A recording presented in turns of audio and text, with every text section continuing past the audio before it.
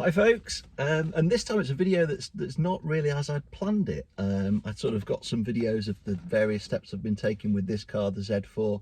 I was going to do them in that order, but we've made it to the track. We had a great track weekend. Myself, Will, who we're on the channel with, of course, whose videos you're familiar with, and Dan, my brother, who owns the K20 MR2. And we went to the track last weekend, and I just couldn't let it go without making a video. Most of the laps, most of the time was taken with Dan's K20 MR2 and Will's zingy Revy 1.8 ITB MX5 Mark II. I did get on track at the end of the day in the Z4, and I got on track the next day at Blyton as well in the Z4. So just wanted to give you some comments and let you know how it felt on track, first use on track. Use your eyes, guys. Indicators on.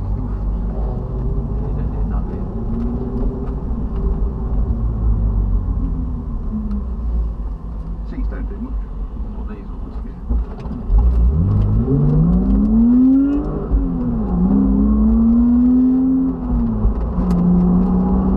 Definitely the third best car.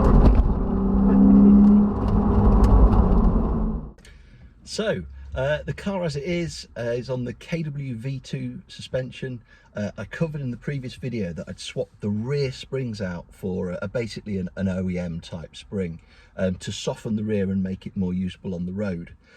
So I expected that when I went to the track I'd be forewarned and I'd plan and I'd put the KW rear springs in so they were much stiffer and really get it more track focused before the track day.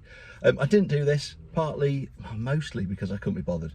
I knew we were going to go, I might get the odd session. I was actually changing in the front pads. I've got some EBC RP1s for the front to replace for the track, to replace the blue stuff. But unfortunately I bought the wrong pads, so had to stick with the blue stuff. I didn't change the rears. I wasn't sure how much time I'd have on track. I didn't book the track day for myself, so I couldn't really be asked to do that. So we were on the road setup, which is the KW 5 kilo or thereabouts front springs and the soft Suplex Sport rear springs.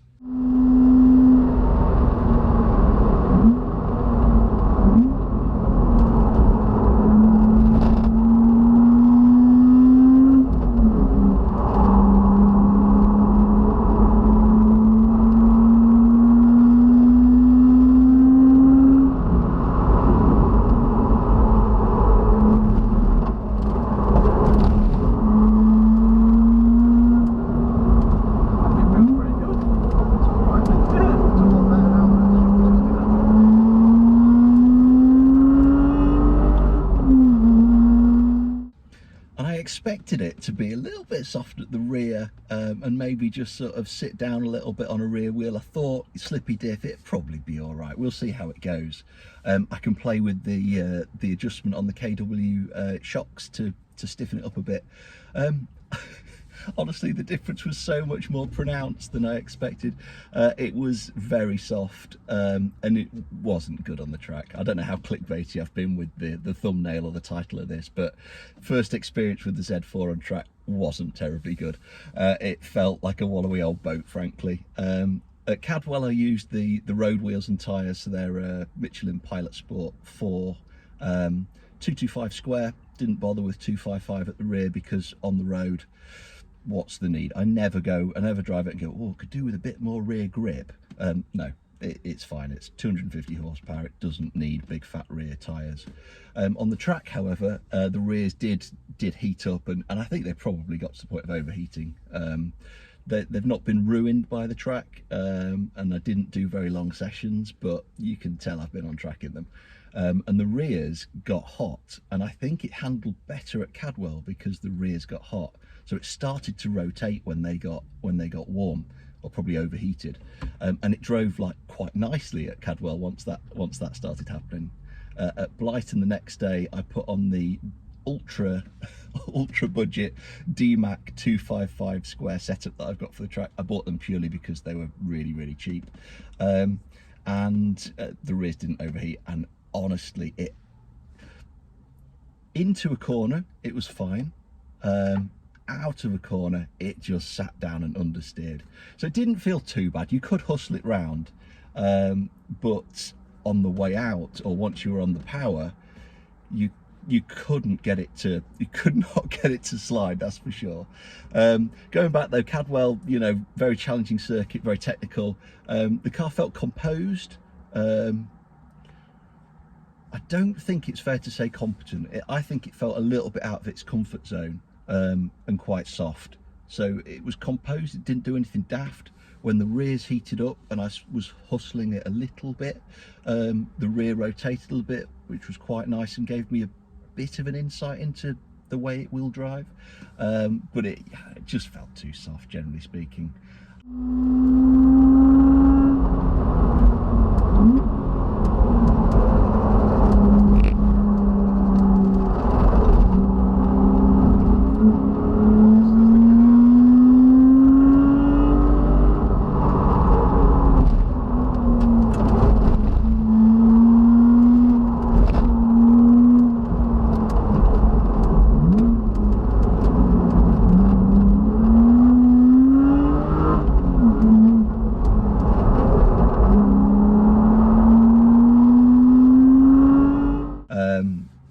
And to be fair, it's not set up, it's not got the alignment, so I know that will make it not drive as well. But you know, it was very clear that roll stiffness at the rear was just way too soft. I had fun though, I had fun, and the blue stuff pads did the job. You know, the brakes felt a little bit of ABS coming in when it was getting a bit hot, when the tyres were getting warmer, when they were getting hotter. But they were fine. They were all right at the track. Blyton, it felt worse at Blyton, on the track rubber. Tried hustling a bit harder.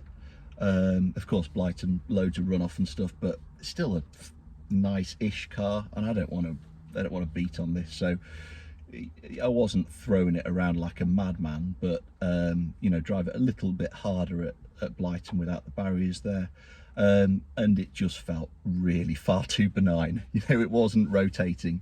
You could hustle it round okay. It was fun-ish, but compared to the other cars that I'd been driving, it felt a little bit boaty, a little bit dull. At Blyton, the pads actually coped at Blyton, which I think is really impressive for just the blue stuffs. They're not big brakes on these, loads of people upgrade them. It's got the Castrol SRF fluid and some braided lines, so properly prepared, albeit just on a blue stuff pad, which isn't terribly track focused, but they were all right. I will still be uprating. I'll probably buy a set of RPX for next time, but yeah, these were fine.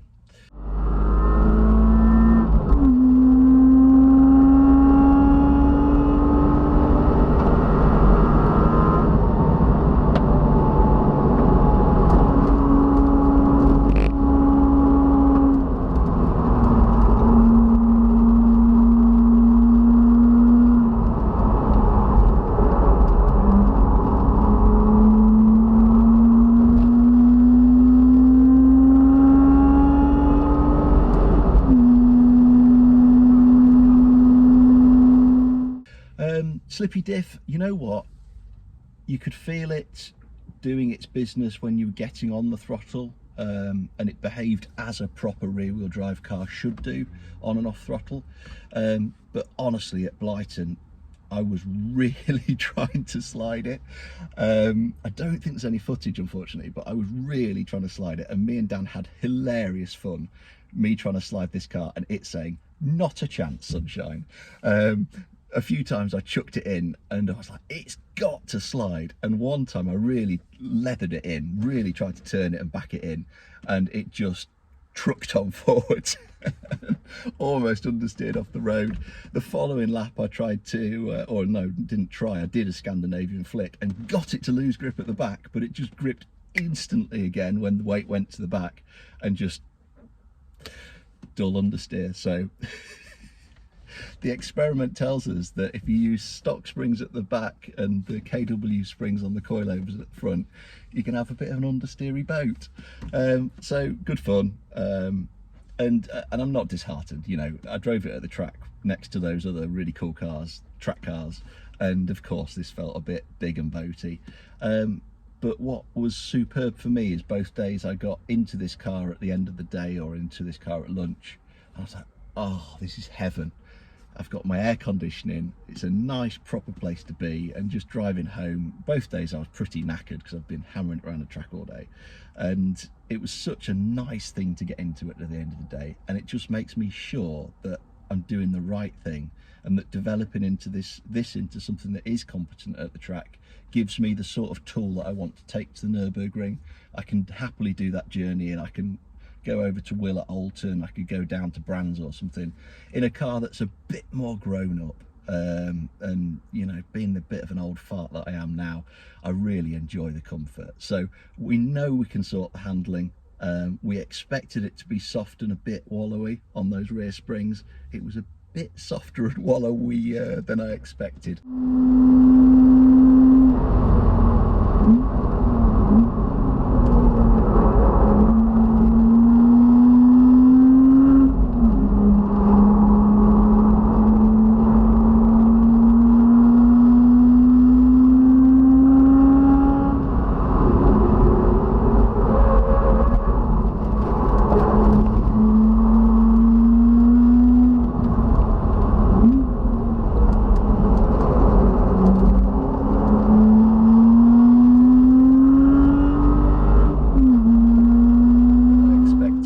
Actually made me think the front needs stiffening up as well.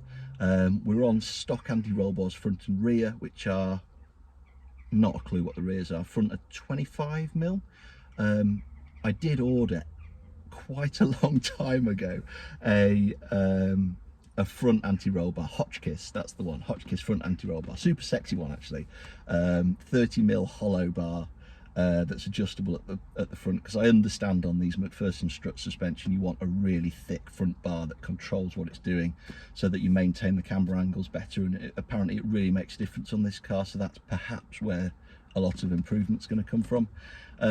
Chaps at Hack Engineering that I ordered them from say it's going to take some time to get to me, so in the meantime I've bought a M3 E46 M3 bar, that's 27mm, so we'll put that on, see if that makes a difference. Of course at the rear, pre-Trackday next time, I will be asked, and I'll put the KW rear springs that are really quite hefty buggers. I think they're £700, they're linear, but the firm rate in the spring I think is a £700 spring. So what's that in metric? So I just got the calculator and did the calculation. 12.5 kilo, the firmest part of the spring on the rear. That's really going to be a lot stiffer and allow the car to rotate more and feel more stable on track. So yeah, that's definitely going to change it. The front springs are currently 5 kilo, which I think are probably a little bit on the soft side. I think for the track this probably wants a 7 kilo spring, but it's road and track, isn't it? Perhaps as the car becomes more track biased, and by the time I get to the ring in it, we'll have maybe a 7 kilo front spring, stiffen things up, 30mm anti-roll bar. Don't know about the rear. I'm going to drive it and see how it feels. My expectation is that the rear springs, the KWs, are probably quite firm and it won't need a rear bar increase over the standard one, but we'll see how it feels at the track. However it feels at Cadwell, it's probably going to feel at the Nürburgring, so we'll test it there.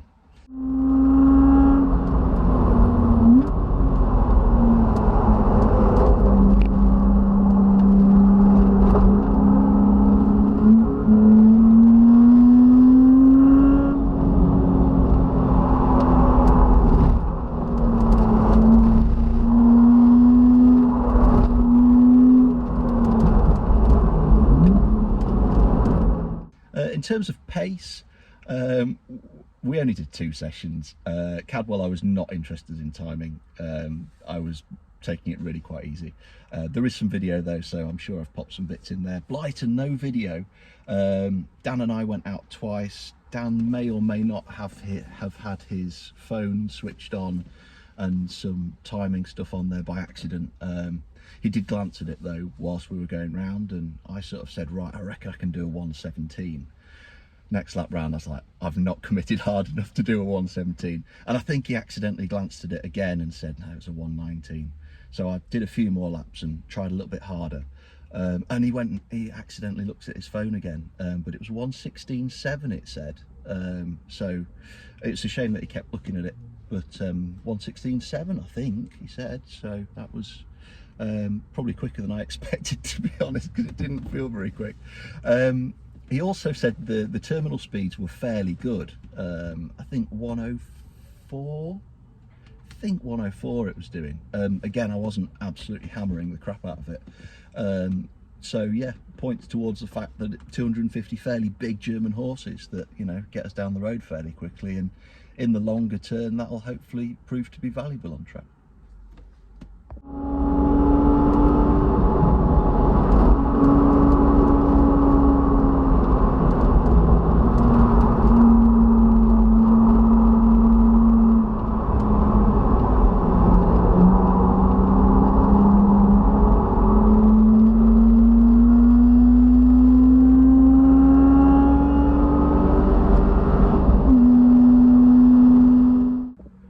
Any other little impressions? The seats do better than a lot of standard seats, but still leave a lot to be desired. I used the CG lock, which, bear with me, I'll find it.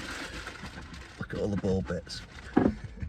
CG lock, right, this little chap, I don't know if they make them anymore. In fact, I know they don't. Will it focus? Yeah, one of these. It just goes on the waist part of the seatbelt, and then it bolts on there, or screws on there rather, and then it locks the waist part of the belt in nice and tight, so it really helps under braking. Obviously doesn't make too much difference when you go around corners, doesn't obviously help with the top, so felt a little bit like I was moving around a lot. And I'm one of these people who likes the wheel nice and close and likes to be really secure and just do everything here, so I felt a bit ungainly, sort of like and hated watching the video back. So we're going to change the seats in there. Eventually it will get a rear roll bar, motorbike. Eventually it will get a rear roll bar, so I'll be able to use harnesses that will make all the difference, but for the time being we're a bit limited because there's nothing to bolt a harness to in the back.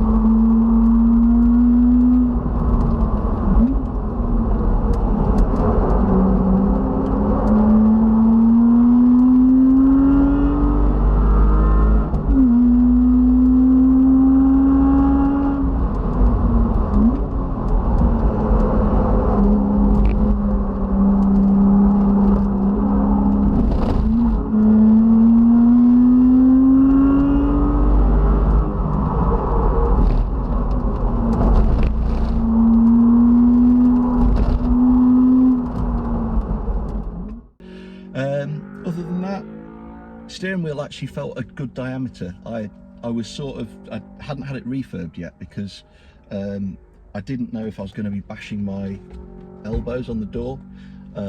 So yeah, it felt okay, wasn't bashing my elbows, I wasn't sliding it around, so maybe with opposite lock it's not, maybe it might be different, don't know, not sure, but it felt fine, as expected. When I did try and change gear mid-corner, because I'm an imbecile and didn't know what gear I should have been in, tried barn in second at Cadwell, needed to shift to third before I was clear of the corner,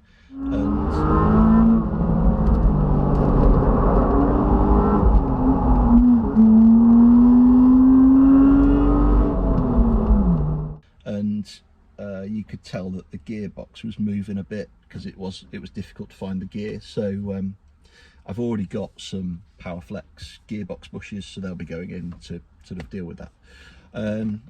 Yeah, apart from that, you know, bit of promise, nice place to be, enjoyable thing to do track days in, I'm sure. Very soft and wallowy at the minute, but we'll get it driving well, and a bit of track footage, so you know, enjoy that, and we'll be back at the track before too long. Hopefully I can just bob on the end of track days that we do in other cars and sort of see how the car improves. It would be cool to just do the E46 M3 front bar and the and put the KW springs in the rear, get it aligned, and back to the track, see how it compares. That would be a cool next step. So until the next one, I'll probably do, next video is probably going to be rear subframe, Powerflex bushes, etc, etc. So that'll be the next one. Keep an eye out for it, but in the meantime, take care, and we'll see you on the next one.